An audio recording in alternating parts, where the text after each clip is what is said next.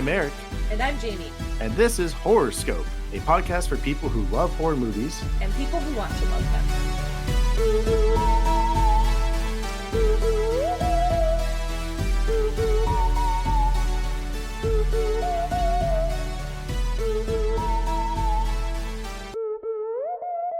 First of all, oh my god, thank you so much. I'm so excited to have you on the pod. Of course. We have Thank your you. friend of the pod, Gabriel of Horror Summer Camp. Where's my bumper sticker? In the mail. In the making. Could you tell us a little bit about your background with horror? My background with horror? Sure. Yeah. So hated it for most of my life. Okay. I was a big scaredy cat and really didn't like it. Yeah. And I'm now realizing I probably just needed to go to therapy or something. Oh my god, what a mood. And then I was better. No, people would drag me to movies and I would just absolutely just fight tooth and nail and close my eyes and stuff. Oh no. It was bad. But then I don't know, something changed when I was 19 or 20, I'd say. Okay. And I started watching horror movies with a buddy of mine, and it was just fun. Okay. It was very strange. Thanks, and I think buddy. we were also watching culty horror movies. Okay. And I guess when you say culty, do you mean like classics or bad? Bad. Yeah. Okay. Yeah. B horror movies. Got it. Okay. Maybe we're trying to be scary or we're scary at one time, but now it's just bad, Got it. So I don't know, a lot of the stuff that's on Elvira's show back in the day, Frankenstein's Castle of Freaks and Reptilius and stuff like that. Every time someone's you guys have to watch this, one of our friends has been trying to get us to watch The Thing forever. I don't know anything about it, and I want to keep it that way for now because I am not strong enough, and I'm we have so many movies to watch. Jamie, I just did The Thing on Horror Summer Camp. I know, and I told you watch a not scary movie challenge. Watch a less viscerally terrifying movie challenge. Yeah. So we decided to watch The Witch. I guess. The Vvitch, yes. But yeah, so I started watching them that way, and I think I just also got into film in general, and I started watching a lot of movies, and I had lists and lists of things that I wanted to watch, and I got into foreign movies, so my appreciation for that, I guess, art form just grew a lot, so I could kind of put up with the scary aspects of it. That's so interesting. I feel so many more horror fans than I would have thought come from a place of fuck no, being very scared and needing to go to therapy. I guess. Yeah. But now I'm obviously I run a horror page, so do you still get scared by horror movies? No, not really. I remember the last movie I got scared in. And it was a while ago, so it was Hereditary. Same. Yeah. That one gets you. Yeah. Not a fun watch. No. That's one of those that people are how was it? And I'm I didn't have a good time. Yeah. But it was good. It was good. Yeah. We watched it a few weeks ago. That is how I felt. We just released our Hereditary episode. It ruined me. Yeah. I was can't wait to never watch this again. Same. Yeah, people that own it on DVD, I'm who hurt you? What's They're I just need to watch Toni Collette weep and wail every now and then. And there are just so many there are so many scenes in that movie that I was sitting in the theater watching it, and I was are they allowed to show this? I was I don't think they're allowed to do that. That's what I thought when they showed the head sequence. It was just is that allowed? Probably Hereditary was the last time I got scared watching a horror movie, but the time before that was The Witch. Perfect. Ooh, okay, I was just about to ask, is segue. That so you chose this movie to watch with us? We wanted to collaborate. I did, yes. Why The Witch? Because I don't know, it's a slow burn, and I have a soft spot for slow burns. Nice. That sounds like an album. That's an emo album somewhere, right? The Soft Spot for Slow Burns by Texas is the Reason. Welcome to Horrorscope, where we discuss obscure 90s emo and early 2000s emo bands. Yeah, I chose The Witch because it was really one of the first times I had experienced like the sensation of terror Whoa. in a movie, Okay. but enjoyed it. Because I like, again, Okay. in my childhood and stuff, I'd see scary movies and I'd be like, oh, this is a bad time. But Mm-hmm. this was the first movie that I watched and I was like, oh, this was incredible, but like it was also very, very unnerving, and like there are legitimate moments of terror in it. The first time I saw it was in the theater, and there was a bit of hype around it. Eric, did you see it in the theater? I did, yeah. I felt the hype. Yeah, the hype was like, there were reviews coming out that are like, this is something that is not meant to be seen or whatever. There was like all these really hyperbolic reviews. Yeah. And it had also come out for the first time at Fantastic Fest, which is it's a film festival in Austin that just hosts horror and like really weird movies. So The Witch premiered there. And I've always wanted to go to Fantastic Fest. Yeah. So I'll read the reviews and see what people are liking there, and then Yeah. once it comes to like the mainstream audience, I'll try and go see it. Nice. So this had a lot of buzz at Fantastic Fest. But yeah, that's why I chose The Witch. Nice. I'm so excited. We've talked about it, a wild movie to watch on a Sunday morning. We're going to church, early. baby. I know. But I would say, because this is probably the episode's coming out in November, perfect Thanksgiving movie, which we'll get into after we watch it. Yes. Let me read the wiki for us before you dive in, Eric. Okay. So The Witch, a New England folktale, or simply The Witch, stylized as The Vvitch. The Vvitch. The Vvitch. Is there a way to say that where you don't sound like the Count from Sesame Street? I just say the Vvitch. Discuss. The Vvitch. Yeah. You're adding a lot of gusto to it. You know what? Hell yeah. That's the energy we need to bring. It's a 2015 period supernatural horror film written and directed by Robert Eggers in his featured directorial debut. The film stars Anya Taylor-Joy, Ralph Ineson, Kate Dickey, Harvey Scrimshaw, Ellie Granger, and Lucas Dawson. It follows a Puritan family who encounter forces of evil in the woods beyond their New England farm. Ooh. So what I know about this movie is the ending. Oh, great. Yeah, when this came out, this was before, I know. So yeah, when it came out, I had read the plot. I don't remember a lot of it. I know some stuff about it, and the end, but I think it's enough to still see what's I'm up. curious, when you say the end, how much of the end are you talking? Because there's like the end, but then there's like, the last end, like 20 yeah. minutes. Okay, so you're like talking the like last 20 minutes. Oh, okay, gotcha. Yes, like the last line, the iconic line that I don't want to say. Wink, you know what we're talking about. That last line. Well, I'm curious. So you saw this movie in the theaters, right, Gabriel? Yes, correct. Yeah. So I remember the exact same thing of like when the trailer released for The Witch. Yeah. It got a lot of hype. A lot of people were buzzing about it. The Satanic Temple apparently approved of the movie. Okay. But I listened to, there's a A24 podcast with Robert Eggers and Aster. Yeah. And Eggers mentions in there that was A24's move to do that.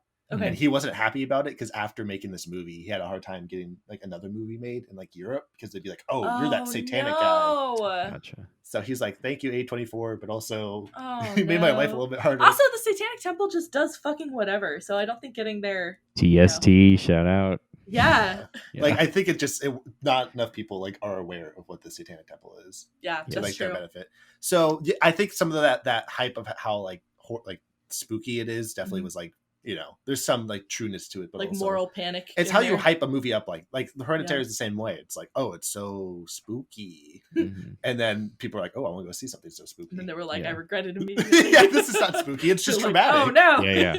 I just have a stomach ache. Yeah. So it's directed by Robert Eggers. This is his directorial debut. He was born in New England and moved to New York City later on. But he was kind of like really like influenced by his time in New England. When he was a kid, they always went to the Plymouth plantation. And he was just like fascinated with witches. Okay. So that makes sense. I don't know. Oh my god, I love imagining little baby Robert Eggers being like, Just One day I'll make a movie about two men in a lighthouse. Yeah, well, very... no, that's his brother. And then he steps in and helps. We've watched like the second movie first of a lot of the directors so far, so we're going back. Yeah, because you've done The Lighthouse. Mm-hmm. Have you seen The Lighthouse? Yeah, Jamie and I have talked about this. I didn't like it, but yeah, spicy takes. But this isn't the Lighthouse podcast, so tell that to us. I feel like The Lighthouse gets brought up in every podcast, though. Like after you've watched it, Jamie, you like rate things based off of how much you liked The Lighthouse. You might be right about that. It's so we can't get into it, but Jamie's ratings are always shocking. The fact that she liked Eric's Lighthouse always just that like, much, what? I'm just going off of my all of my points of comparison. You have heard them; they are the podcast, so it's like all I have to go off of. I want to say two things. One regarding the witch and his upbringing in New England and his fascination. And this might be in like the fun facts that Eric has, because I know you always have some like behind the scenes stuff. But a lot of the movie was actually taken from like actual court accounts, like during witch trials. So a lot of the hyper specific things in this movie are like historically accurate. He like went through all of these old transcripts from like court cases from like these, Puritan villages and stuff, where they thought people were witches, and took like actual pieces out of those. So a lot of the stuff isn't what we associate with like modern day witches or witchcraft, because it's like really, really, really, really like old school American witches. That's what I love about Robert, is that he's just like so thorough and educated on all the stuff he's doing. Like he's just like, he picks a period and then does like all the research from like, location and casting, and like digging through all this stuff to find like the right clothing and how houses used to look, and like just like really bringing like that time period to life, even to the point of like it being called the Vvitch. It's just like he pulled some Jacobean era pamphlets of witchcraft, and it was spelt that way. Sick. And so that's why he spelt it then. But then he was like, "No, guys, it's just called the witch," because people are like, "Is it the Vvitch?" Like, what? Everyone's very dumb. But I wanted to say, in the Lighthouse episode, I thought it was really cool that you distinguished that it was a weird tale. Because I'm really obsessed with like old school Lovecraft, womp womp, problematic fave. But like that is a legitimate genre. But I don't think it gets a ton of love, because I'm obsessed with like cosmic horror. How about now? Oh, there yes, you now I literally you're back. just Good. turned it off and turned it back on again. It's wild that you're like, it's a weird tale, and then it freezes. Hard cut to like it freezing, and then there's just tentacles everywhere. No. Yeah. The racist, xenophobic ghost of H.P. Lovecraft just messed with my audio. Oh no. He's like, wait, stop telling people I'm problematic. Nobody knows. This is a mystery to everyone. Ugh. Anyway, but he was also like probably gay. Did you know that? That might give him, I won't give him that much. The audio clue, probably Probably gay. No, he had these like letters that he would send to one of his like, he had like a male pen pal that he was like really obsessed with his approval and stuff. It was like another author. Okay. Who was it? I don't know. Do we know? Someone not prolific. I know he was kind of like America's first incel. Like, oh no, he was married. He had a wife, right? Eventually, yeah. I think and you he was can like still weird be an about incel and be married. There's it's like an energy. It's not a marital status. There's a pretty good documentary that's like just on YouTube. It has like John Carpenter and Guillermo del Toro on it. I've seen that. They spend like a good portion of it, of them just being like, he was like really afraid of sex, and his wife was just like, let's do it. He's like, I don't know, which might tie into the gay aspect. But also he's a scaredy cat, and I think that's why he's able to write horror well, is just because like he's afraid of a lot of things. My God, if the unknowable is just penises, that's what he's talking about the whole time. No, he's talking about foreigners. And that it's also he's talking about brown people.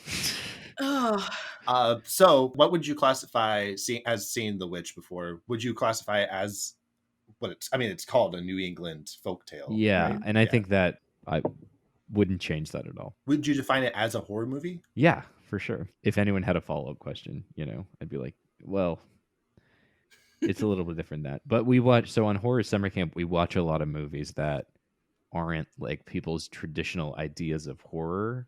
But I'm like, well, what else would you call it? You know what I mean? I think this would kind of fall under that camp. Like Mandy, Okay. for example, was like one of the first ones we did. Like not traditionally a horror movie, but like there are horror elements to it. Yeah. So I kind of think this movie falls under that camp, you know? Yeah, I think it's so interesting how the definition of a horror movie is so varied, and people are so quick to kind of, especially like more of like a critic sense. Because I know for this one, a lot of people were like trying to like remove it from the horror genre. Sick of that. We talk about that a lot. Yeah, and so Yeah. Eagers himself said it was supposed to be a horror movie. So yeah, it's just like it's interesting. Let's And then listen like to this spawned like the whole term of like elevated horror, which we kind of briefly talked Oh about. yeah, I said that not meaning like the phrase. I guess I didn't know it was a phrase people use in reviewing. And Eric was like, "Oh no," because start a fight in the comments. Yeah. Do you have opinions on the term elevated horror? No, I don't know much about it. I just like what I like. So Yeah, that's beautiful. Love that. Yeah, Same. but it's a hot topic. That's all Yeah. I know. The internet. Some people love it. Some people yeah. hate it. Last thing I will say is like, and I'm sure you'll like talk about Horror Summer Camp, but a big reason why I started it was to get people into horror. Like I wanted to have like horror heads or like whatever you call them, horror fans that are like very seasoned, have a lot of opinions, have seen a lot of horror films, and then people who maybe don't like it or like just don't have a lot of experience with it. So I try to pick movies that aren't just like slasher movies or like, you know, Yeah. I'm like, hey, like there's this huge genre of film out there that you're kind of missing out on because you think it's this one thing. That's how I felt watching these movies. Like same kind of experience. That I think that's kind of why that's when I said elevated horror and we had our whole big bit. But I didn't know horror movies could do what horror movies have been doing. And I think I just didn't know because I was like raised in a really conservative community and it was like, fuck no, Harry Potter, you know? So I was like, okay, we don't have time to get into all that. But I like missed like completely as a genre, completely like missed out on it until June Wow. of this so year. fun. Yeah. But I've been like interested like from afar, which is why I'm like reading all the plots and trying to like scope it out because I know it's doing something I'm interested in, but I've been like it's held back. It's just it's storytelling just under a different lens, and I think that's a beautiful thing, you know. Obviously there are also really bad horror movies that are still Indeed being there are. made, you know, but that could be said of any genre.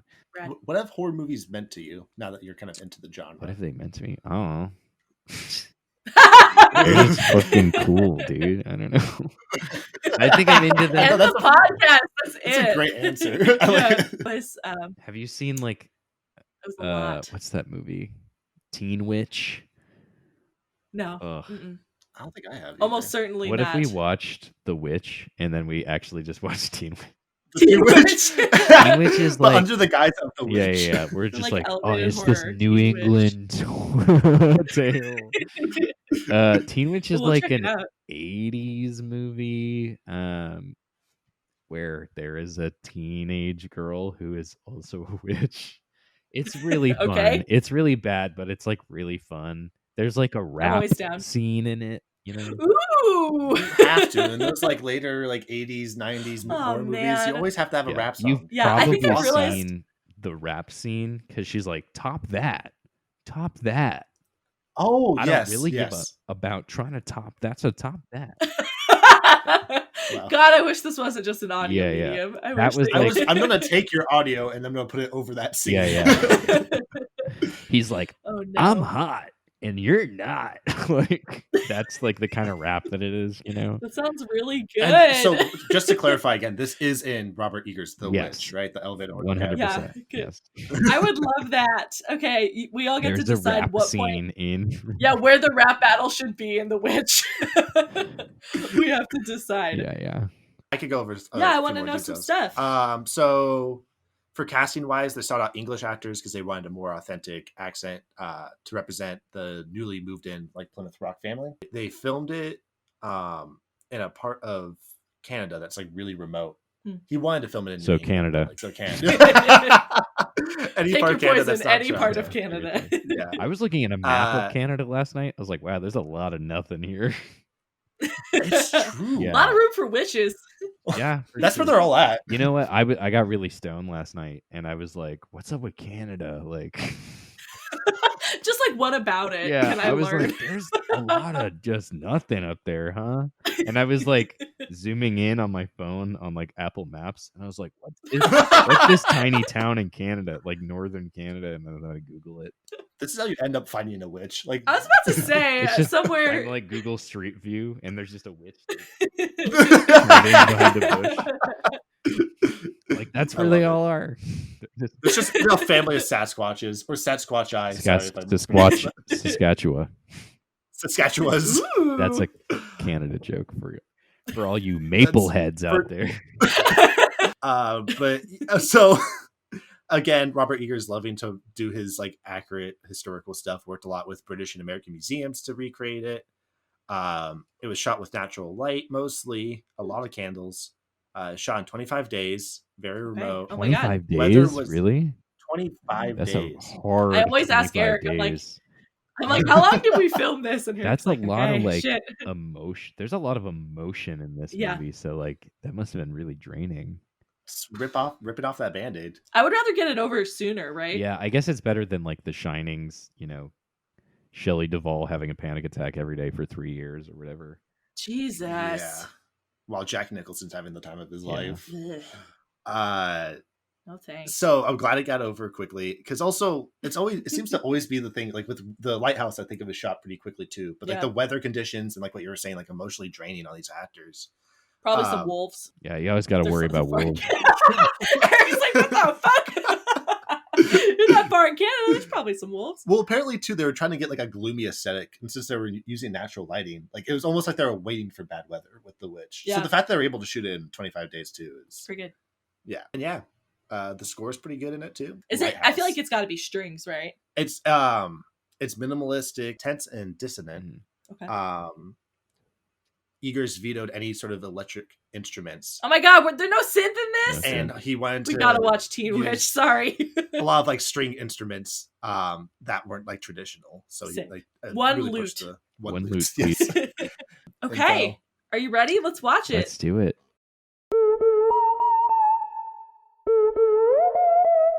Hey y'all, content warnings for The Witch are infant and child death, animal death, implied gore, possession, and just general disturbing images. I am going to straight up spoil something right now, so, I would say skip ahead, but that is the whole podcast, and we're about to spoil everything in the movie. But if you want, whatever. Okay, the family baby gets kidnapped by a witch and then killed, and his body is used for witchcraft purposes, his blood and his guts and stuff. I knew about this spoiler and I was absolutely dreading it, but it's really not bad at all. And I know how bad that sounds in and of itself, but it sounds way worse than what we are shown. The bad feelings are still there, but you don't see the baby die. So the baby is lying in the witch's hut.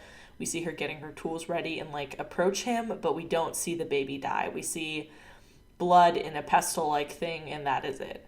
I don't know why I thought anyone would let a baby get murdered on screen in a movie, but I did somehow, and that did not happen. So whatever, I know it sounds crazy, I just thought I would lay it out clearly here. When it comes to the gore and the images and stuff, nothing in the movie in and of itself is gratuitous, except for one scene in particular, but it is an extremely dread-filled movie, so just be cautious if you need to be. On a better and lighter note, we are so excited to have Gabriel on the show. They run Horror Summer Camp on Instagram, which is an account where they watch a movie each week together and then discuss it on Instagram Live. They'll talk about that process later in the episode. Eric actually hopped on their stream as a guest a few weeks ago to talk about Halloween 3. We had Gabriel choose a fund of their choice, since it is our job and your job to make the world a little less horrific however we can. So we donated to the GoFundMe for Dion Johnson, who is a black man who was murdered by Phoenix police in May 2020. He leaves behind his family and his daughter, and our local community is going to keep working to bring the cops responsible to justice. If you are enjoying the show, please donate. We have a lot to talk about. This is a long episode, so let's just get into it.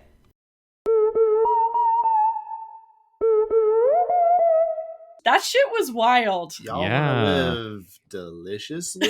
Thanksgiving movie. That's all I'm saying. Here's when I said I knew the ending, that is the line I knew. Yeah. I knew that shot. So I figured that's what you were Was it? referring to. It's like that's the big line. yes. That's the big. They wait to the very it's end. on Yes. bumper stickers and stuff, you know. That's wild. There's a Jeep that drives around the Tempe area or like Phoenix area. I don't know if you've seen That has it. that bumper sticker? It has like, because the Jeeps have like the back wheel. And Yeah. It has the black. The whole back wheel? Yeah, the black. That's a wheel thing, commitment. Damn, that's pretty sick. Yeah, I know. I want to be friends with that person. I've often thought about like stalking them and be like, hey, I like that movie too. That's exactly what they're looking for. So here's the thing. Here's what we normally do. Normally do a recap. Yeah. I usually do the recap. Do you want to do the recap? No, because Okay. well, because it's tradition, right? As Also, it is. You're the only one of us that hadn't seen it, so I want to get your recap. I see. Well, good news is my notes are like I wasn't taking notes for the first 20 minutes and then I was like, fuck me, I better start. Okay, so what's their family name? Did we ever get a last name? Did we? I don't know. Do you know Gabriel? No. There is a family with 5 children and they're in like a Puritan town hall meeting. Too many children. Too many. I would say at least too many. Those little fucking twins. Yeah. So they boot themselves out of the church and they're like, fuck y'all, we're gonna go be religious and more religious than you in the woods. So then they leave. I was expecting the dad to be horrible, and I think the dad was actually pretty decent given the circumstances of what quality of life was back then. Yeah. He also has the craziest voice. It's so deep. It's like they turned the bass up all the way up. Yeah. Yeah, so they move and they set up a farm, and it's like kind of a bummer farm. And they have one big goat named Black Phillip. They have a horse, they have dogs, they have like regular amount of animals. The mom and the daughter have a strained relationship because the daughter is living the life that they have to live. So I wouldn't be happy about it either. Jesus. She just wants to go to the mall. She's supposed to go to the riverside and then torture her younger siblings. Okay. So, she is looking after her baby sibling, and then the baby sibling gets vanished into the woods. Aren't you, when you do peekaboo, aren't you supposed to cover their eyes? No, I think you do yours. I guess you you cover do. your eye because they don't have. I would never take my eye off that baby. They don't have object permanence, so Good point. if you like disappear. I guess if you cover their eyes, they're like, I'm in the void. Yeah, I don't know if you know this, Jamie, but babies are stupid. What? They're big dumb. Baby gets yeeted into the forest. The Baby baby gets is back. gone. We see the baby just chilling, and then not chilling any longer, and baby gets mooshed up. I don't know. Literally, I would love you to read my eulogy, by the way. I will. Eric was chilling, and then he was no longer Then chilling. he got mooshed up. They got mooshed up. I was expecting, because I have read the plot of this before, I literally was expecting like what anti-choice people think abortions are, like a little baby hand poking up out of like a pile of goo or something. I don't know, but it wasn't bad. That's No. an Ari Aster directed it. The first, yo, shout out. The first time I saw this, I was like, "Oh, they're gonna like cut open this kid," but it was pretty. I mean, like it was pretty tame for it. What it was. The concept, the execution of the concept was as Execution. as okay as it could be. What? What? You just slipped in an execution. Eric and I talk all the time about child actors, and it's like, who's like, my baby can be in this movie, put my baby in this movie. Yeesh. But I watched it. Yeah. The titular witch. Yeah, you like see a person, she's like greasing up her broomstick with baby guts. That's a good way to put it. That's the only way to put it. Baby grease. They have like no food. They are starving. They have no stuff. Their life is miserable. Mom is pissed and grieving, obviously. And then the little brother, Caleb, like there's Thomason, who is our protagonist. Mm-hmm. And Caleb is her younger brother. And then he decides that he, I don't know, is going to go catch a rabbit. That is his big plan to save his family. So he takes his like the horse and the sister's like, I'm coming with too. But before this, the sister threatens they're two shitty little twins, and they're being annoying. And then she's like, I'm a witch and I'm going to curse you. And I took Samuel into the woods and I ate him. I be the witch of the woods. I be the witch of the woods. And then I was like, that's not going to be a problem for you later. There was like a really pervy scene. I don't want to say I get it, but there's I actually no kind one of said else that too. around. That's what I also said. Yeah. Yeah. So like, they're kids. They're like, it's not that bad. You're making it sound really fucking horrible. No. He just looks at her boobs. He like catches himself lusting after his sister, pretty much. Which I think, I mean, we're obviously going over like the very major events of the film, but a lot of this movie is about like dealing with one's own sin, and like relationship with God. I'd say most of the dialogue is about God. It's praying, yeah. Sin or praying, you know. But how turned on they are by God and Jesus. Oh my God. Exactly. They get separated in the woods. Thomason falls off the horse and bonks her head. And then bonk. And then Caleb gets lost. The dog gets disemboweled. Eric told me a very fun fact, which I did enjoy, because I was worried about the dog death. So the dog was trying to eat the innards they had for the dog. Like, they couldn't get a shot of the dog because the dog was just chilling and trying to eat its own prop. It's just a dog laying on its side. They didn't even like use a prop. They just like, oh, lay over and here's some guts. I'm glad it's not like, you know, I don't think anything in this movie is like gratuitous. It's like, it's just enough to be like, fuck, but it's not like, you know, it's not like gnarly. And the brother is missing, and he goes into the woods and he sees like a little hut, and then a sexy lady comes out, and she is wearing a red cape, and he looks like terrified, but he's like walking towards her. She leans in to kiss him, and then she bites him. And then it cuts away. That shot is you don't crazy. see her old lady her crone hand, that like wraps around him, and then she just had a lot of work done. You always can tell by the hands. Oh my God, the hands are the windows to the soul. I'm trying to... Okay. The sentence I have written down is, brother comes back, sees devil, comes and dies. Is the sentence I had written down. And it's also the title of this episode. Oh my God. Thomason finds her brother, and he's like in the rain, he's naked, he's like sick, and then he starts reacting and like screaming. This is a little bit later. And he starts choking on something and spits it out. I thought this was his tongue, Gabriel. So I'm like screaming over here. I thought he's having a seizure. I thought he like chewed his tongue off and spit it out. Like, no. But it's the apple or whatever. Apple, yeah. So there's two. I don't know what they were trying to do. It's kind of a dual meaning with the apple, because I think I messaged you when we were watching this. Like, I have taken classes on like American witchcraft, especially like Puritan America and things like that. So the like kind of rotten apple is actually like a thing that would happen. You would spit up like a rotten apple when you were bewitched. So there was that. How'd they pull that off? Hyper accurate. Yeah. Right. But also it could be that it was a symbol of his sin because he lied about picking apples with his father. Right. I thought it was a reference to Twilight.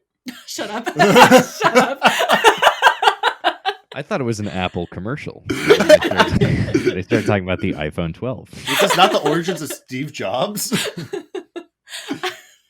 But yeah, that really got me, Eric. Fuck off. But I like that. Good. That's really cool about what you're talking about with the rotten apples, because I had just assumed it was like an Adam and Eve thing, which is probably. I mean, it was back then. I guess there's so many like ways you can kind of interpret it, but I was so relieved. So relieved. I mean, the dad like breaking his teeth open was like, oh gosh, yeah. Yes. That stuff I don't like. And then the fucking little siblings start screaming the same thing that Caleb is screaming. So they're all screaming the same thing, and the little sister blames Thomason and says she's a witch. And so Thomason and the parents are praying over the brother, and it's just like, I don't know, he seems like he's okay. He finishes the prayer with them, and then he has this crazy speech about loving Jesus and Jesus' embrace and being held in Yeah. his kiss and being held in Jesus's arms, but like sexy arms. And then he like, what did our subtitles? Did you watch this with subtitles? Yeah. Yeah, The it subtitles was, were wrong a lot of the time. Ours just had asterisks at most points. yeah. Oh, okay. When there They're was just like like, ambient I music. don't even know, man. Yeah. Like, you figure it out. Yeah, he like rapturously sighs, and then he dies. So, and then So- he's dead. And I think it's up to us to determine whether or not he went to heaven or hell in that. Wow, that's a big responsibility we have. Yeah, but I mean, so he sees these visions of Christ and his embrace, but it's also noted in the film and in scripture that like the devil can come in many forms. So Yeah, we don't really know. There's a theory that like it was actually, like Lucifer coming, and it's such a bummer too when he's asking his dad. He's like, "Did my little baby brother, is he in hell? Is he burning in hell?" And the dad's like, "Stop asking me this." And then meanwhile, the mom's downstairs. They're like, "Oh, are you kids asleep? Yeah, sure. Anyways, our baby's in hell." Yeah. Oh my god. I think, as you mentioned earlier, Jamie, the dad or the father character is actually really good at handling a lot of that stuff. Yeah. Like he calms Caleb down, and he's like, "Well, it's not for us to judge that." Like, yeah, he was great. I thought, too, when the mom is flipping out when Caleb is gone and the dad's going to go into town and get help, and the mom hits him, I thought he hit the mom. And I was like, okay, here we go. But then I was like, no, wait, he didn't. He was like, I don't know. He was much better than he could have been. I kind of was expecting him to be like a brutal figure in the, like a man, like an oppressive. Sure, yeah. You know what? Yeah. But he was actually really great. As great as someone can be in this movie. But then the twins, so the brother dies, the twins like just lie down and they like won't react to anything. Mm-hmm. And then which I don't know if I've never been able to tell if they're actually like bewitched, like in a thrall, or they're just fucking around. They're kids. I mean, they might, who knows? I'm confused by that part too. I don't like the whole kid, because they also, I thought they died. But I thought they both died. I thought everyone just died. And I was like, okay, wow, goodbye all children. Everyone kind of gets like their direct like this is what happens to them, and then they kind of like get murdered. But the two kids, it's just like stuff happens to them maybe, and then they also go away. I think the witch took them. I'm assuming because they're all flying in the end, and it was shown that like kid blood makes witches fly. Guys, let me finish this. I have to get through this movie. It's never gonna happen. It is gonna happen. The dad hauls Thomason gets booted out. The mom is freaking out. The dad talks to her and is like, "You have to admit to me if you have to tell me legally if you're a witch or it's entrapment." Essentially, am I being detained? And she says, "No, I'm not a witch. Maybe you're a witch." And he's like, "Wrong." And then she's like, "Maybe the twins are a witch." And then she says that the twins talk to the goat, Black Phillip, and they do talk to the goat. They are children.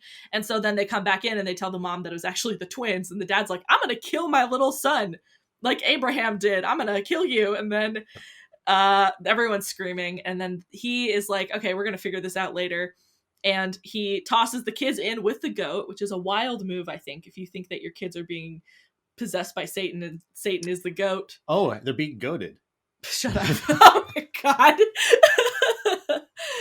He boards them in the pen, and they're going to figure out what to do. And then that night, the mom... I think.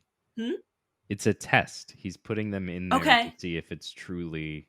they're communing with the devil or not. Great. Okay, I it missed really that. worked So out for them. They really passed with flying colors. Turns out, flying colors. They were. So the mom that night has a dream, and the dream is the son, Caleb, who just died, is holding the baby, and she's so happy to see them. And just like the poor mom throughout this whole movie, poor everyone. Yeah, I don't think it's a dream though. I think it actually happened.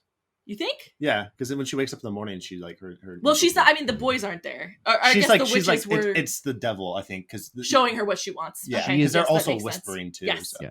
Yes. But it's her projection of it's coming to her as Caleb. Mm-hmm. Yes. Yes. And she starts to breastfeed the baby, and then it hard cuts into the barn, and there is a witch in the barn. And everyone starts screaming, and then it cuts back to the mom, and there's a crow pecking at her boob, so like picking at her skin. Lucifer as Caleb asks the mom to Oh, that's right, sign to sign the book. his book. Yes. And she says, no, I need to like feed the baby. Yeah. Yes. So I guess she passed the test. She's not in hell. Great job. But like the only, I guess no, because the parents, because the kid. Nope. Sorry. All right. So the next morning, Dad wakes up, and then it's just like mayhem in the barn. The other animals are ripped apart. Thomasin wakes up, and she has blood on her hands. And the dad gets gored by Black Phillip, and then goes to reach for an axe, and then doesn't end up attacking him. And then he gets gored again by Black Phillip, and then he falls into his pile of firewood and is dead. And then the mom comes out, and she starts screaming at her daughter and says, it was you the whole time. You're a witch. You bewitched your brother. A proud slut. A proud slut. Which I was like, hashtag proud slut. That's the hashtag for the episode. Where my proud sluts at? Apparently in the forest. And she says that she bewitched her brother, and then also the dad, and she says, you took them from me. So she's like kicking her ass, and Thomasin is just yelling like, I love you, I love you, I love you. And then Thomasin grabs some kind of, was it like a shovel, like a bladed? It was when he was cutting corn off the. Okay, so like a scythe. Yeah, it was a farm tool, and she. Our second corn film. Wow. Very. Hashtag freak on a leash. She slashes her mom with it, and then her mom starts choking her, and then she reaches up and then just starts hacking at her mom, kills her mom. Her mom lies on top of her. She has blood all over her face. She is sitting trying to catch her breath. And then she pushes her mom off of her, goes to sit, puts her head down, wakes up in the darkness. What happens then? How does she end up in the... Oh, she goes to talk to Black Phillip. She hears the chimes. That's right. Okay. And she goes to talk to Black Phillip, and she says, hey, can you understand me? I'd like to talk to you. Hello. And then we get Black Phillip talking back at her. We don't obviously see anyone. It would be so funny if it was just like the goat, and it was like, hello. Like, talking back. I mean, we do get the... Like, we see like, it personified. Yeah. Yeah. Yeah, and he asks if she would like to taste butter and have a pretty dress and see the world. And she says, she asks really good questions back. What women want. What women want. Women only want two things. Butter and a pretty dress. Yeah, she did pretty good in her interview. Yeah, she did. She was like, well, what do you want from me? What do I have to give you to get those things? And yeah, she has to take her shift off and sign his book. And she's like, I don't know how to sign my name. He's like, I'll guide your hand. And then she is naked walking into the forest, and Black Phillip, the goat, is following her. And we see him in like a human form. We see like Boots walking by. And she comes upon witches in the forest screaming and like writhing around a fire, and they're all naked and they're all thrashing around. They start floating up in the air, and then she starts floating up in the air. She has a crazy face journey. And she floats up really high, and that is the witch. Yep. Yeah. Yeah, you did it. Yay! Lord. Okay, now we can talk about all this stuff. It. Well, Jamie, what did you think? I really enjoyed it. Okay, I really God. liked it. Yeah. What if I was like? I was like, same. I mean, I picked it, so I was like, oh fuck, like. No. Welcome to my world. Yeah, that's Eric's whole There's so many life. times where I'm like, Jamie, you're gonna love this movie. And Jamie's like, I'm so excited. Literally happened yesterday. No. And then we watched the movie, and then she's like, So imagine that, but with Yeah. like everyone. So like Horror Summer Camp is if Jamie was like 50 people. I You know what I imagine. mean? And I'm just like, I'm so sorry. Like, you know. I you can think- never know, especially with horror. It's like it's so specific to everybody's taste. And the thing too is I still appreciate every movie we've watched, because I'm just building my knowledge base here, because I literally had none besides cultural references. But I love this movie. It is miserable. It feels like drenched. It's You know, dark. it's like It's dark. It is. I was just thinking when they were like having their knife fight on top of each other, I was like, fun 22 days shooting this movie, huh? Fun time on set. That's heavy acting. Yeah, absolutely it is. And yeah. all that like lingo, you have to like deliver those lines with like full like commitment. Yeah. It was, and those kids were crazy. The kids were really good. They were really good. The kid playing Caleb was really good. The two twins, fuck off. They're the worst. I was like, you're making their life so much like the only time I think we laughed was when the kids are tied up. Like they have like a little rope around their waist, so they're tied to a post. And Eric said it's the original like monkey backpack leash. Yeah. And I was like, that's what I would do all day with those fucking kids. Jesus Christ. I'm still gonna run to the woods and get eaten by a wolf. Okay, like because whatever. Even if this is movie, because when we watched not to bring up Hereditary again, but we watched Hereditary, it's like thank God for Payman, because like otherwise it's just family trauma. And like this one too, it's like, hey, if the witch wasn't there, they'd probably still like die. Like it sucked back then. The fact that we can like live with electricity now to me is wild. I think it's interesting, like watching this movie, did you guys think there wasn't a witch? Yeah, so the first time I watched it, I mean, like obviously I know now that there are actual witches, but the first time I watched it, that was the question of like, is this all just kind of in their minds? Because as we know, historically, like it was all kind of just made up. People were accusing each other that really they didn't like, of being witches, of communing with the devil. And there was this kind of like mass hysteria. But so I didn't know if they were going to go like that historically accurate with it, or if they were just doubling down on like, oh, this is a world where witches exist. Yeah. What did you think, Eric, when you first saw it? I thought there was a witch just because like they just show the witch, but it's true. Like it's so crazy because this family has no evidence that there is a witch, but like the dad's just like when they're like, oh, she's a witch. She talked with like a goat. And the parents were like, oh, that's ridiculous. You kids are being kids. They're just like, oh, is she a witch? Were they talking to a goat? Because like, I guess that was just like a reality back then. I think honestly, so I think what I was thinking the whole time is that life was so fucking hard, just like miserable. Like anything joyful that happened seems like it was an accident. Like everything is so difficult in their lives.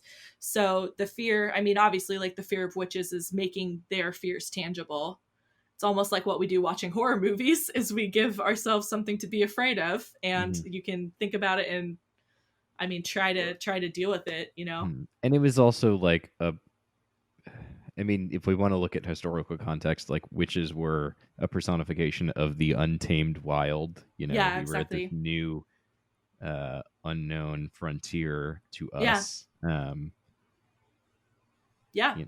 Yeah, absolutely. I think something I appreciated was, and this is like a random detail, but all of the shots of the witches were like of their weird backs, like of them like hunched contorted over and like seeing their ribs. I thought that was like a really gross, weird shot, and I really appreciated that. That's our witch detail. Yeah, it's just like weird hunching over. Even like another minor note too, just like how would she like dresses and stuff like that, it never like exploits her. Like the camera never feels like it's trying to I wasn't, if I didn't know it was our sweet boy Robert, I would be like, oh no.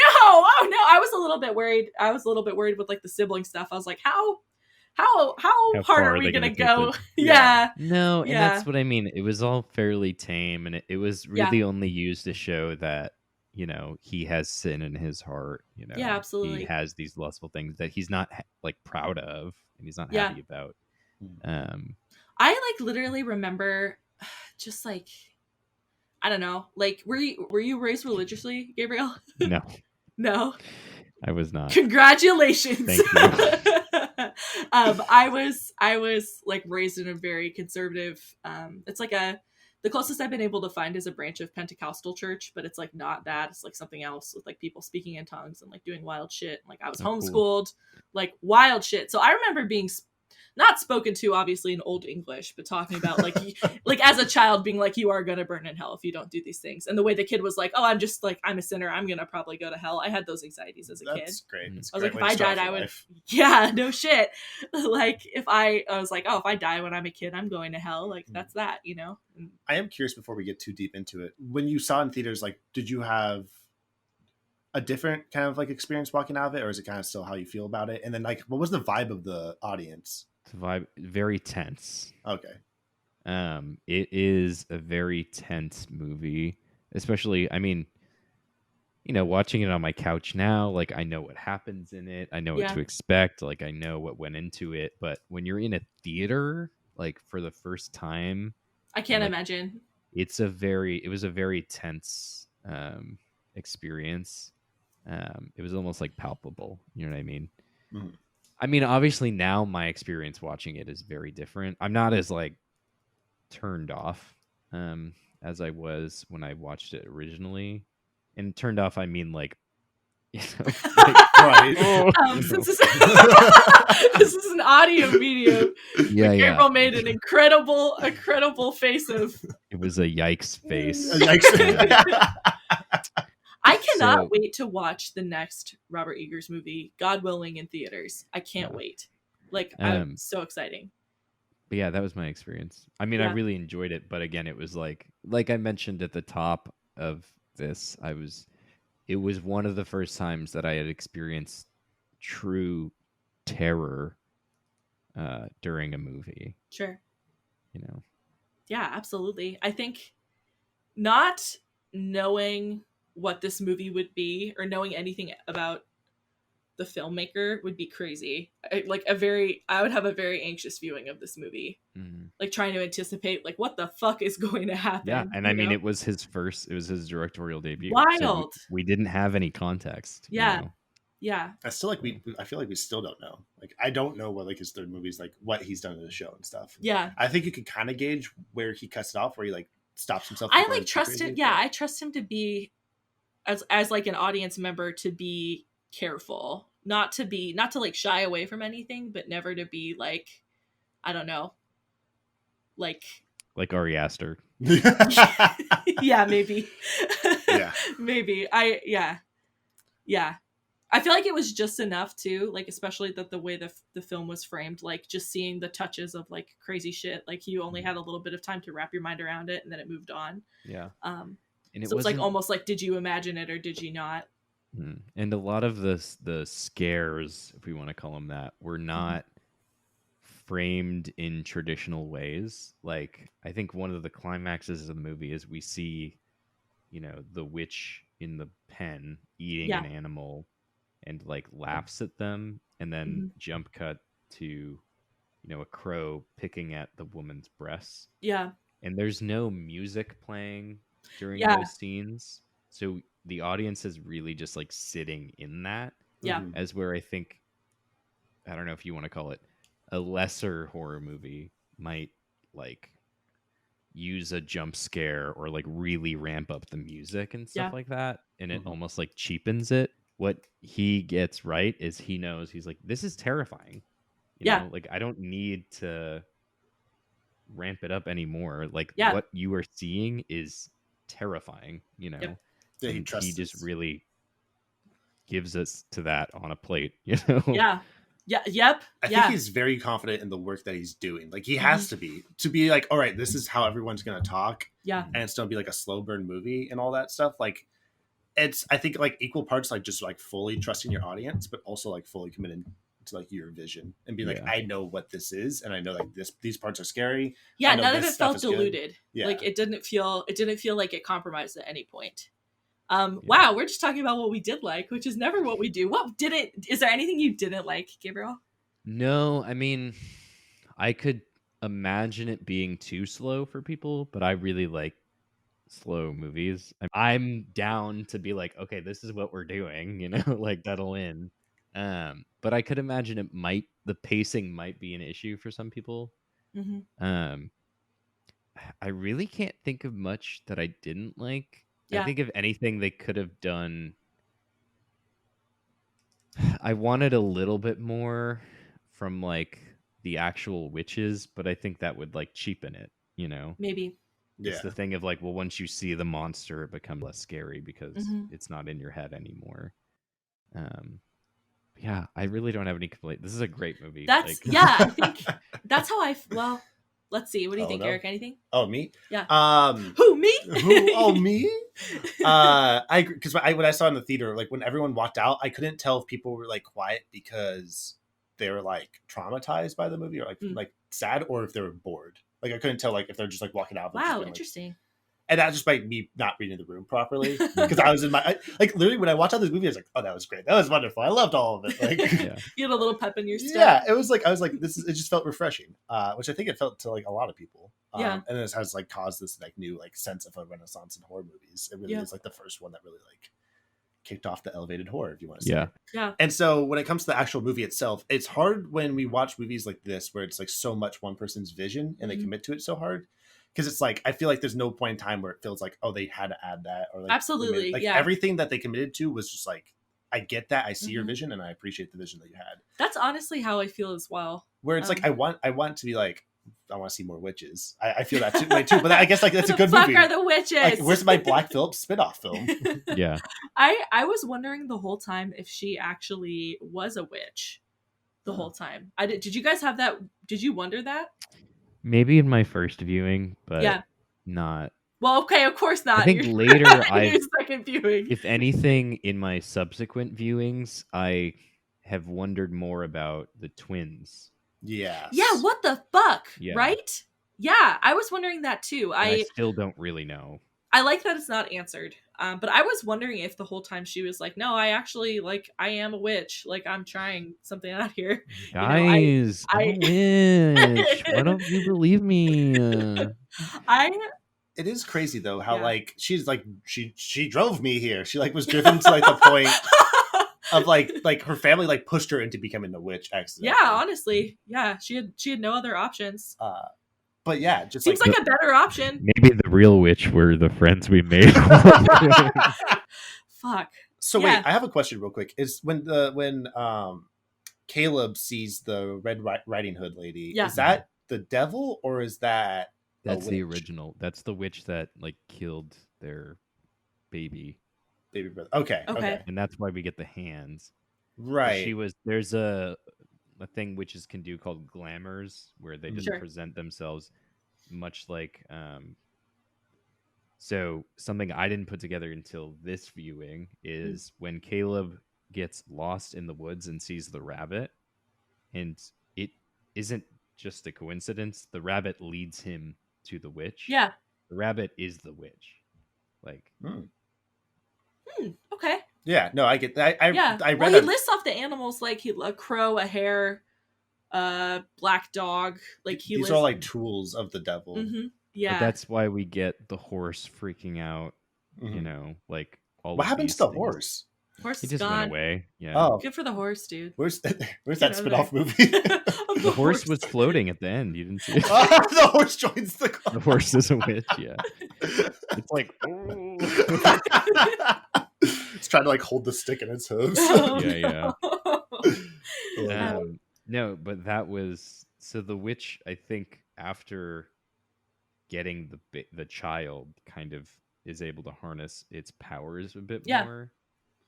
I think this is where I took it is the witch appeared to Caleb as a rabbit and lured him into her like hut or whatever, and then knew that she's playing off of the things that he wants, right?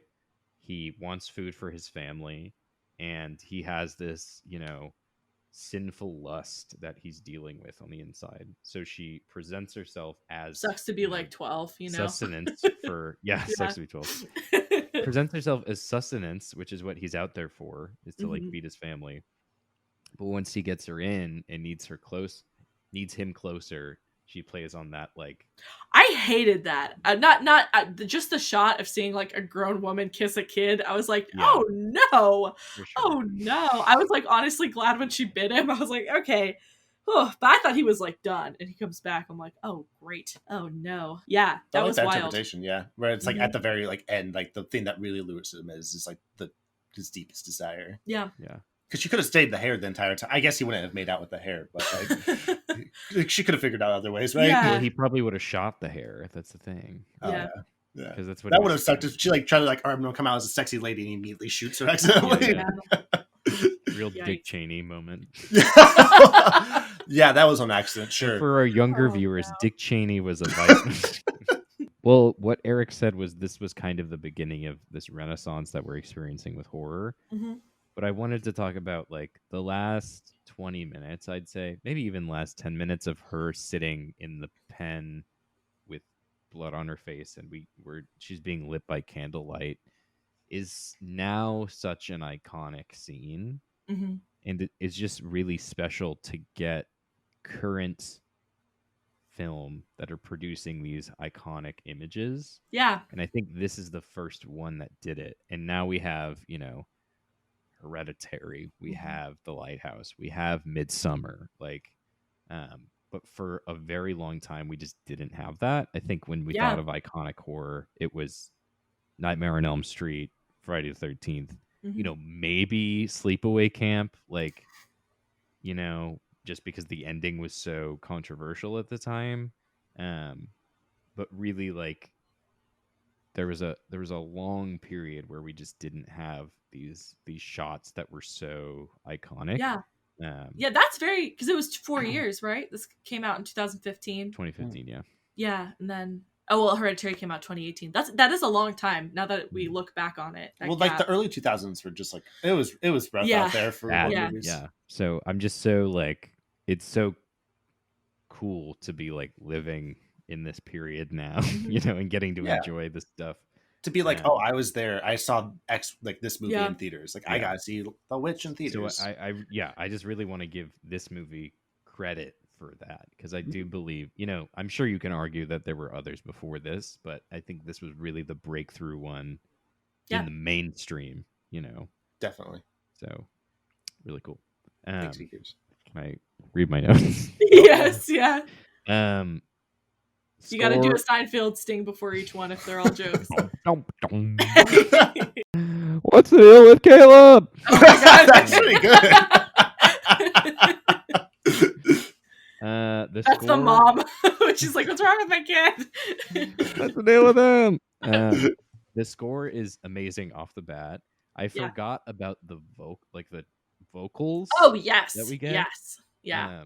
Obviously, there are really good strings in this movie, but those vocals are so haunting, really incredible. The boy is wearing a beanie, and I wish he just rolled it up one more. Skater boy. It's a medieval skateboard. He does some fucking sick flips. Never would have got lost in the forest if he could just ollie away. He's wearing that and Dickies, Anyway, there was a good line.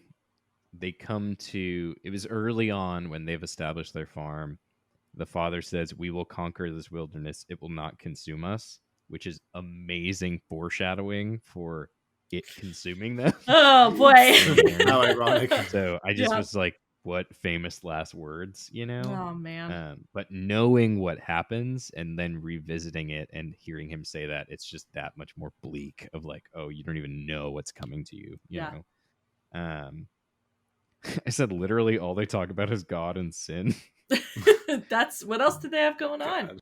And then I wrote, "I be the witch of the wood," and then drew this little face. Adorable. Yes. Adorable. We will post. It's that'll be the artwork for this episode. Yeah. Just for the audio, imagine that purple devil emoji where it's smiling. That's what I tried to do. So. Okay. I wrote that I just put together that the rabbit was the witch. It takes me several viewings of movies to get metaphors and subtext. And so I watched this with my fiance, and she's really smart and reads a lot of literature. She's big brain. But whenever we rewatch stuff, I'm like, "Oh shit, did you know that this is it?" And she's like, "Yeah." Dunk. So I was like, "Yo, the rabbit is the witch," and she's like, "Yeah, no shit, dude." Notice that Caleb, in quotation marks, is whispering. They mentioned earlier Lucifer whispers to the children. Yeah. Right. So it was Caleb being presented to his mother, but he was whispering, which kind of immediate. Obviously, it wasn't Caleb, but that was just another indication that. Yeah. I wonder if that means that if you're a little bit hard of hearing, you probably can't become a witch. Oh, yeah, you're fine the whole time. Would you like to live deliciously? She's like, "What? What was that?" Write it down. she can't. She I can't read. That's a Uh, conundrum. The crow scene always fucks me up still. Yeah. I don't like it. Yeah. Eric was Yeah. like, something is going to happen. I And didn't was know like, how to like allude to it. I'm like, I was without like, like, yeah. how what? do you vaguely allude I to know. that? I was like, do I need to like? Do you need to give me a heads up? He's like, something will happen. I was like, what is going to Well, happen? Jamie kept messaging me like, "Wow, that scene was so fucked up," and I just wanted to like send a bird emoji. Oh no. But like, I didn't want to spoil. Like, you Yeah, would be it was looking good. for birds. Yeah. I wish I didn't know, like exactly what we were talking about with the iconic ending. Like knowing that, trying to like work backwards in this movie, figuring out what was going on. It wasn't. I mean, it feels like it's inevitable, kind of, but I wish I didn't have that. Such a little Small twist, spoiler. like, and it was the go. It's 2.2 about how you're talking about where it isn't shot like a traditional horror movie, because there's that scene too when the dad gets like stabbed by Yeah, the you don't goat. even see it. That like Impaled. none of that's even in frame. You just see like the Yeah. goat kind of buck up, and then you see Yeah. that he's bleeding out. I kind of thought too, I don't know if this is a stretch, but like the dad having to collapse in his firewood, she's like, all you can do is chop wood. And he's just like buried by the one thing Yeah. he thought was Which- his like bummer. Because very early in the movie, we get a shot of him chopping wood, but there's like so much wood already. Yeah. And Yeah. I was like, I think you got enough wood there, bud. It's all he And can then in the do. end, like, Yeah. if he just didn't have so much wood, he probably would have stayed alive. Yeah, like two logs fall over. He's like, oh, actually, I'm okay. It just sucks. It's like the symbol of the one thing you can do to like help, and it's hopeless just, anyway. like, folly, yeah. Yeah. Sucks. Wow. Well, Hashtag so deep. Yeah. Really makes makes you you think. think. And then I just Stupid. and then I just noted, like, obviously the final scenes are iconic, but the last scene of them kind of writhing and like speaking in tongues and floating with Black Phillip around the campfire is very, again, like, in reading these accounts, that's how people would describe it. They would Yeah. dream that at night they were taken away to this place in the woods and they would fly with Satan around a fire. So just, again, like, amazing attention to like historic like Oh, yeah. detail, you know? Yeah. Really great. So, Yeah, he's like in the sauce. Nothing he does is gonna be like half prepared or hacky, you know? half Like it baked. feels Yeah. feels Could you very imagine grounded. being, like Marvel being like, all right, here's a superhero movie. Oh my god. I want to see him do like a really twee, like Wes Anderson-esque movie. That sounds great. Yeah. That's like Ari Aster too, trying to be like, I want to do a comedy, I want to do sci-fi, and I'm Did like, he you say can't. that? Yeah. Oh, I Mhm. didn't He know wants that. to do a musical. I was like, what the fuck are you talking Let him about? do it. Whatever. Dude. I Yeah. know, but everyone's gonna go see it and be like, "Where's the heads?" Yeah. You know, like you could have a musical with decapitated heads. I mean, I'm sure he will. He just started out so strong in one thing, yeah. and trying to branch out is going to be difficult. I think. For And that's the what's rest of interesting forever. about like with Eagers is that I feel like he's going to constantly do new things, but it's going to be like it's like the same thing, but every time it's like refreshing, because like Lighthouse and this are so different, but at the same time it's trying to do like a lot of the same stuff. Yeah. And like I his just- next movie is The Norseman, which will be interesting to see. Crazy. Yeah. I wonder if we will start to pick up on tropes that are uniquely his, you know? Because I feel like you could say the same about like Tarantino, how he has very different movies, but like they're all kind of Tarantino movies. Yeah, they all got feet in them. Yeah, but that's only because like there are so many, but like because he only has 2 films really under his belt, Yeah. like there's not a ton of similarity we can pick It's up on. exciting. It's like, honestly, horror movies right now are like the one thing to be excited about. That's true, yeah. It's like, I think it's also Yeah. these directors have very unique opportunities, because I feel like a lot of directors, like even like I mean Tarantino, I guess, started off with like his own style, but like a lot of other stylized directors usually have to like go through like, you know, they make that studio movie and then they get more control. Like, is there what? oh yeah, is we're there talking about The anything- Witch, right? What Yeah. else about? Is there any other production that we should know about? It was made for $4 million. That Made feels right. $40.4 million. A lot Okay. of Hell yeah, fours. get the bag, dude. So I read some articles and stuff about like what this movie means and like the big Yeah. themes, but I'm curious about what you guys think. What do you think, Gabriel? Witches are cool. I had your voice playing in my head at certain points where I'm like, man, this is just fucking That's dull. fucking This is fucking cool. cool. Dick, dude. No, I mean, I think it was more about the you know, the toxicity of like that family structure and their obsession with, you know, like radical religion, and how it ended up being their downfall. In some way, they were all very nice people, but they were very prideful people as well. Yeah. In them leaving the plantation, in, you know, them staying He just out dug there. his heels in. Yeah. It's just Yeah. like you got to go back. Right.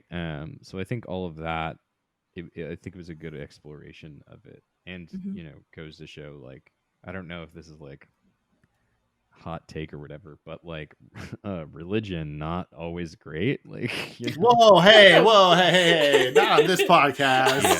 Yeah.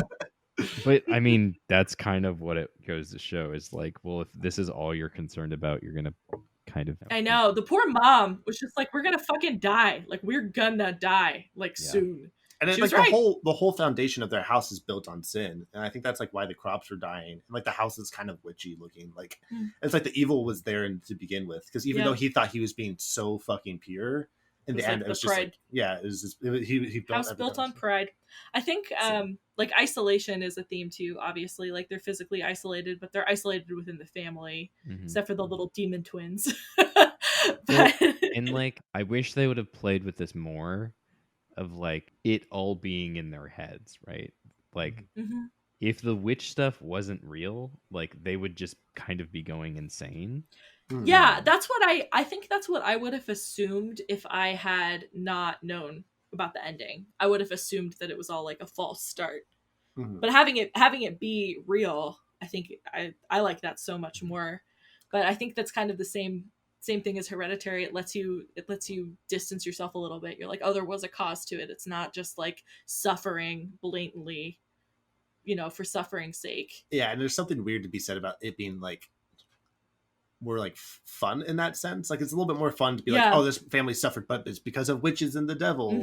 I wouldn't say fun. I would just say it's a relief, like we talked about a lot. Yeah, it makes it like more iconic, because otherwise this movie would be like what's that bleak ass historical film? Yeah, that one movie. What's that thing that everybody references? The Crucible. There we go. Yeah, I think it's really interesting we didn't get to see the rest of the village's reaction.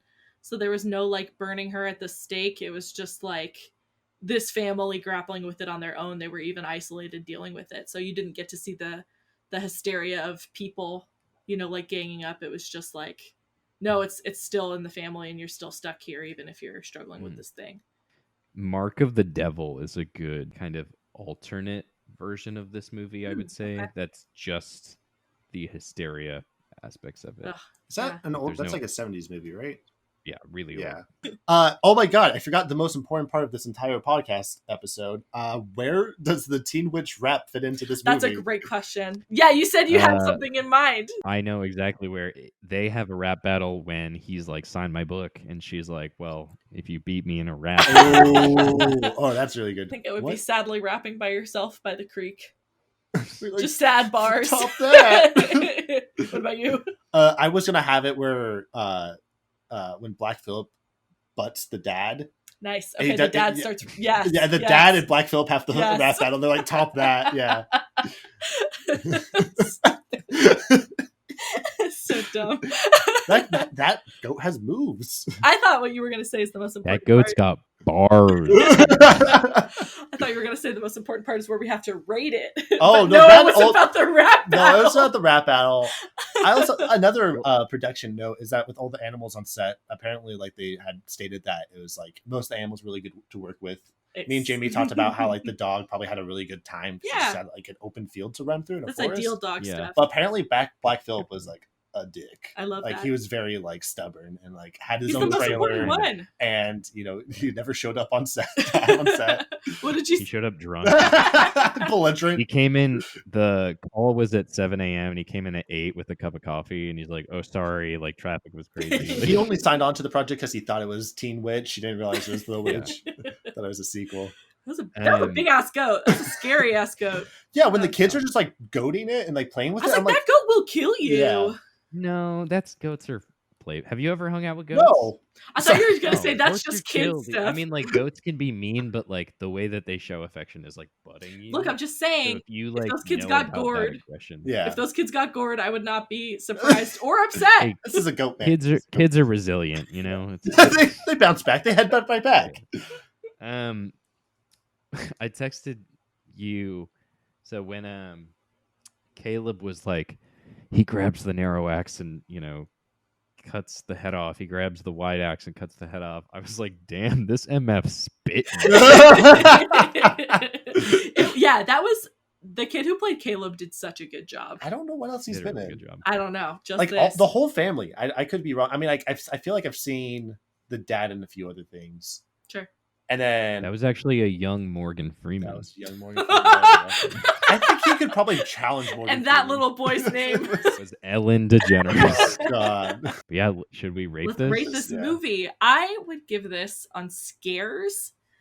I would give this a 3 is what I'm sitting on. It's from 1 to 5.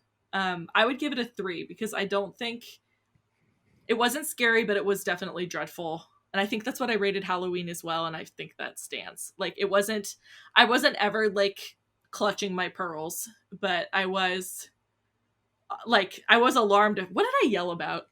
What did Something happened and I was like, bah! But I don't remember That's what it, it yeah. was. I'm sure that audio is really good. Yeah, I would give it a 3. How do you feel about that? Good. I think if it was, Let's take the median of our scores. Oh my gosh. the first time I saw it, I'd probably put it at a 4. Okay. Because again, it was really the first time in a long time that I had been scared. Yep. What parts was it? The crow? Like, what was it? Just the dread building, or like the dread? Like really got to me. Yeah. The crow scene was like, oh my god, you know what I mean? Yep. That was pretty terrifying to me. But then just overall the like unease that is really unrelenting in this movie. Yeah, unrelenting is really the perfect way. Yeah, absolutely. Yeah. Let's give it a 3.5 then. Let's take the 2. I think not having context would have been very different. And I don't know. The reason I spoiled all these movies, I never thought I was going to be able to watch them. I was like, there's no fucking way. Now I'm like, I will watch them all. So I'm really excited to see whatever his next project is. I guess The Norseman, whenever it comes out. On goodness, I think this one gets a 5, right? It has to. I'm gonna give it a 5. What would you say? What would you say? Oh no. This is where he Can reveals. you define goodness? Sure, you tell me first. Okay. As soon as you tell me, I'll tell you. So far I've just been rating on my gut reaction to the movie, and my gut reaction to the movies. This is like, I mean, we didn't have anything to change about it. This is like, for what it's trying to do, this is like a really, I mean, it's almost a perfect movie. In my opinion, it's well researched, it's well set. Like, what would you say? I would give it a 4.5. All right. Okay. I don't think it's perfect. I mean, like, and only because there are other movies that I've enjoyed more. Sure. Yeah, I think but this one is like up there. It's not like S tier, but it's definitely like A tier. This one sits like just. I think it feels like another one that I had like context to it that I wish I didn't have. Like trying to view it as like someone completely who hadn't seen it, because you have said it's so iconic, and it is. But I think, yeah, I'm comfortable with a 4.5. That feels feels right to me. What do you think? 4.5 feels good. 4.5 feels good. So 4.5 and then 3.5 on scares. I think that tracks. Look at that. Do you have anything to plug, Gabriel? Besides your, can you please tell us about your horror you give us a blurb. Horror Summer Camp. Yeah. Oh boy. I just so like we're in quarantine right now. So I've just kind of been looking for community in general, because we don't really have that. Yep. And I am a big nerd about a lot of things, and one of those is horror movies. And it's just, I don't know, it's really fun watching movies with your pals. Yeah. So again, like I mentioned earlier, I just kind of wanted to create a thing that would kind of get people who really love horror movies and people that maybe don't know as much about horror movies or don't like them, and give them kind of a new context and show them some movies that they might not have heard of. Yeah.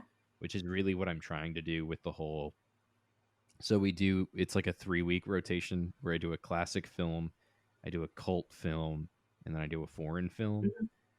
So we're not just like watching Nightmare on Elm Street, Friday the 13th Part 3. All the hits.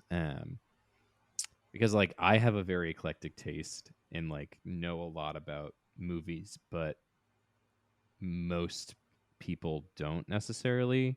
And doing this has allowed me to even see movies that I had never seen before, which I think is really cool. So like selfishly, I'm just also getting to see new movies, Yeah. I think your format is really cool because we know there's a million fucking horror podcasts, but having it on Instagram Live is really cool. Yeah.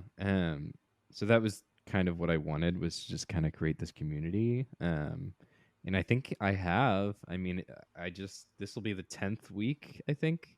Oh yeah. Which is really weird to think about, because it was just like, thank you. Yeah.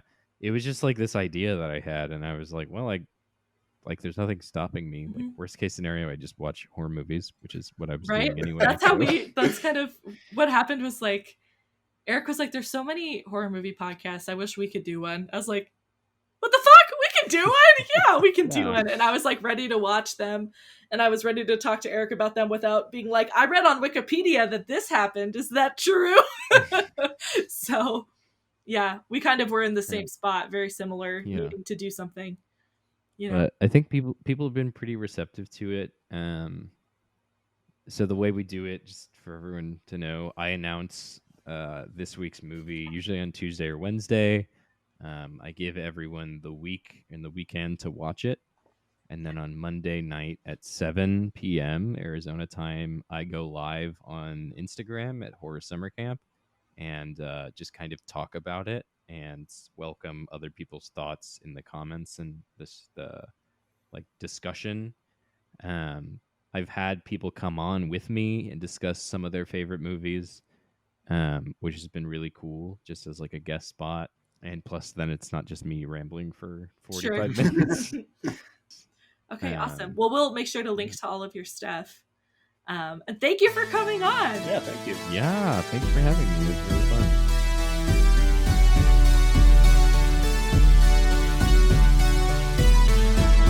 And that's the end of our show. Thank you once again to Gabriel for coming on here. You can check them out at HorrorSummerCamp on Instagram. And as for us, you can check us out on Horrorscope Pod with 1D on Instagram, or Horrorscope Pod with 2Ds on Twitter.